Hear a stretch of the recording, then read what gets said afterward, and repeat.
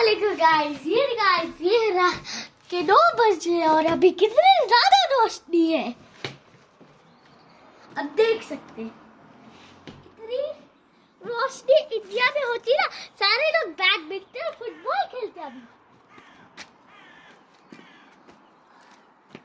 मैं यहाँ पर बैठ जाती हूँ, आपको भी दिख रही होगी। Hello guys, hello guys, hello. ये देखिए मैं यहाँ पर बैठी हुई हूँ। देखिए गाइस, यहाँ पर बड़े लोग भी छोटे साइकिल चलाते हैं बाइक।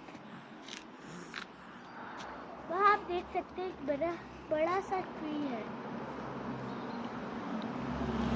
यहाँ पर इन लोग ना ट्री पेड़ पौधे